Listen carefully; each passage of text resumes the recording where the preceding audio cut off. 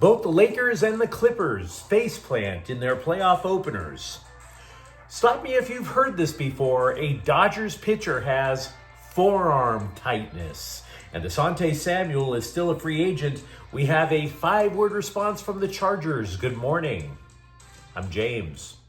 This is your daily dose of sports and snark for the greatest sports city in the world, Los Angeles. This is the faithful Angelenos morning report. It's April 20th, 2025. Happy Easter or happy Resurrection Day, whichever way you refer to it. Just know that he is risen. It will be a glorious Sunday, and welcome back to the Sanctum Sanctorum of LA Sports. We added a new subscriber to the Angeleno Familia yesterday. Thank you for getting in on the ground floor. We're going to do our best to keep you informed. And if you like being in the know about LA Sports, clickety-clack the like button. Clickety-clack the subscribe button. There's a notification bell. Hit that. It'll let you know when we drop new content. Sharing is caring. Let people know we exist, and by all means comment. Now, before we go through the news and notes, prepare yourselves. It was an ugly Saturday for the Angelenos. 5 games, the best that could be mustered, 1 draw. And we're going to talk a lot more about the Lakers and the Clippers in a minute. Know this to start. Mini scrotum 117, Lakers 95. Luka Doncic's 37 wasn't nearly enough. The Timberwolves take home court advantage in the best of 7 series. Be patient, we'll break it down further in a minute. Same for Denver 112, Clippers 110 in overtime.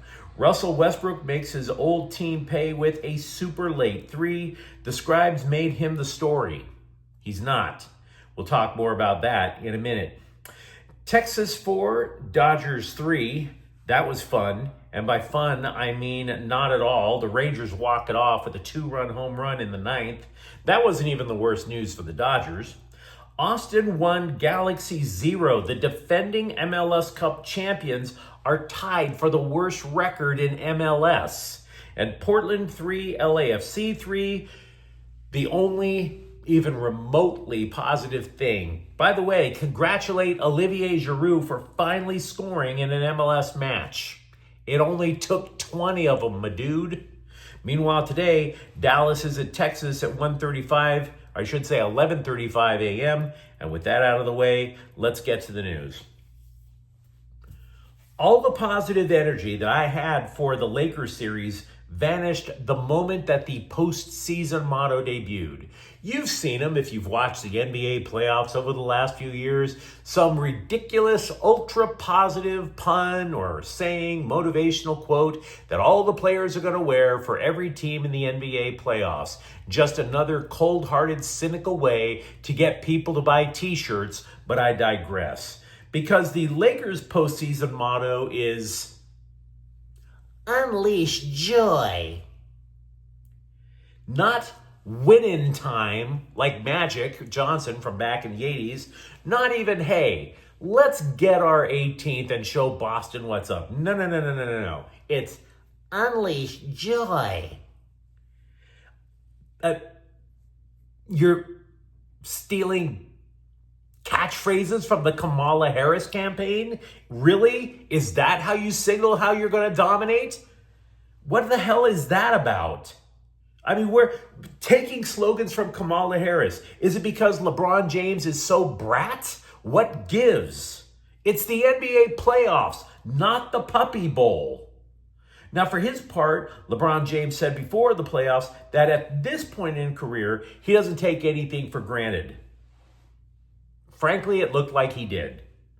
As did Austin Reeves, as did everybody not named Luka Doncic. The Lakers shot just 39% from the floor. The Timberwolves, meanwhile, shot over 50%. And by the way, that also included them sinking 50% of their 3-point attempts. We were talking about this before the series. Mini scrotum, they are true believers in the analytics assertion that attempting X number of threes is the point to getting a win. Not sinking X number of threes, attempting X number of threes. They attempted 42 three-pointers and sank 21. For that reason alone, the idea that you can't rely on shooting 42 threes in a playoff game, I don't think the series is over because of that. But when your opponent has a shooting night like that, you're not going to win. You're just going to get embarrassed. JJ Redick, meanwhile, does have a question to answer. Jackson Hayes played only 8 minutes in game 1. Does he stick with Jared Vanderbilt instead? Because he didn't exactly prove to be a difference maker either. Neither helped on defense. And game 2 is Tuesday night in LA. Meanwhile, in the other series, Russell Westbrook is the toast of Denver. Now, I don't have much of a problem with that. I've been a Westbrook guy for years, although there are clearly flaws to his game, right? The main flaw, most of us know, outside shooting. Everybody sags off of Russell Westbrook when he's behind the three-point arc. And it was so pronounced that whenever the Clippers faced Westbrook on the floor, they gave him 9 feet of space. They weren't nowhere near him. And so he hits a 3 late to help Denver get the W. So they are making him the story, but he's not the story. And if you're a Lakers fan, you know what the story really is. The story is, much like the Clippers would do to Denver in prior years in the playoffs, the Clippers burst out to this massive lead and surrendered it. Laker fans know. Laker fans know. The Clips built a 15-point lead, poof, gone. In other words, what I'm trying to tell you is Westbrook is not the story because he should never been in a position to win the game in the first place. All the Clippers had to do was handle their business. That's the same thing that cost Darvin Ham his job with the Lakers. Okay? So 2 immediate things pop up when you start looking back. 1, the Clippers didn't control the ball. They committed 20 turnovers. Got to get the Crisco off the fingers, guys. Got to do it. There was also a very interesting graphic that popped up in the second quarter while the Clippers had that big lead. It indicated that the Nuggets were absolutely getting clobbered in the low post. Now, does that make sense? Does it? When Denver's best player, frankly, arguably the best player in the NBA, is Denver center Nikola Jokic. Do you really believe that Nikola Jokic was being bottled in, or that for the first quarter and a half, that he was trying to get his teammates involved? Statistically speaking, it's the latter. The Joker finished with 29 points. What does that tell you? He took over. He's the story, not Russell Westbrook. No disrespect to the guy. And game 2 is in Denver on Monday. So that leads us all to the following question. Which LA team is most likely to turn it around? At this moment, I'm guessing the Lakers. See, Saturday dinged their pride. You get your ass kicked, you come out super focused in the next game. If you're a longtime Laker fan like I am, you recall there was a game in the 80s in Boston, the Memorial Day Massacre. The Lakers got absolutely humiliated in Boston Garden in the first game of the NBA Finals, and they wound up winning the NBA title that same year. So yeah, I think LeBron and the boys are going to come out with just fire in game 2. But there are 2 other reasons. 1, sinking that many threes is unsustainable. Shooting that many threes and sinking half of them is unsustainable. But the Wolves think it is. So they're not going to change. And their shooting is not going to be that successful for the entire series. There's a second reason. The knock on mini scrotum is that they're immature. So I think in the long term, the more plausible scenario is that the Lakers regain their focus. And I also believe it's going to be tougher for the Clippers to figure out a way to truly contain Nikola Jokic. You let me know what you think in the comments thread. It's no guarantee. I could be wrong. Meanwhile, we once again have to provide a daily update on injured Dodger pitchers. Blake Trinan, who has not pitched in 6 days, he was placed on the 15-day injury list due to forearm tightness. Guys, if you're a longtime viewer of the program, you know forearm tightness is damn near always an indicator that the ulnar collateral ligament has snapped. And if that's the case, he's going to need Tommy John surgery, and he's going to be done for damn near 2 seasons. Trinan was scheduled for an MRI Saturday. We have yet to hear the results, and it is the latest in a long line of injuries for Trinan. He underwent procedures for shoulder injuries that sidelined him in 2022, 2023. He had a bruised lung and a hip problem that put him on the injured list back last year.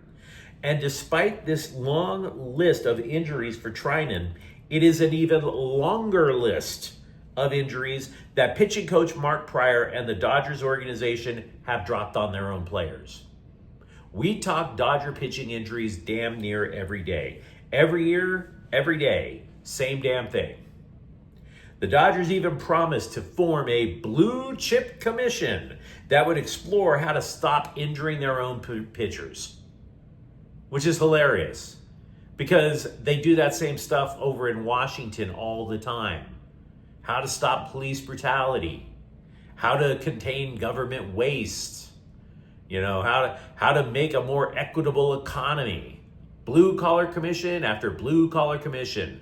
Blue collar commission to expand the Supreme Court if it's a good idea. Do we ever hear any final results from these blue collar commissions? Of course not.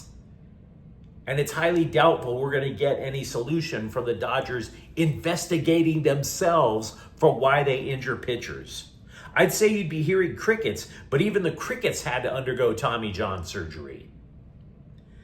By the way, Evan Phillips returns to the Dodgers in Trinan instead. Shohei Ohtani, by the way, welcomed a daughter to the world Saturday. Now, I want to be clear about this. A lot of people are going to be making the happiest of happies over this. And I don't have a problem with that. It is a blessing. He's a happily married man. Let him build out a family.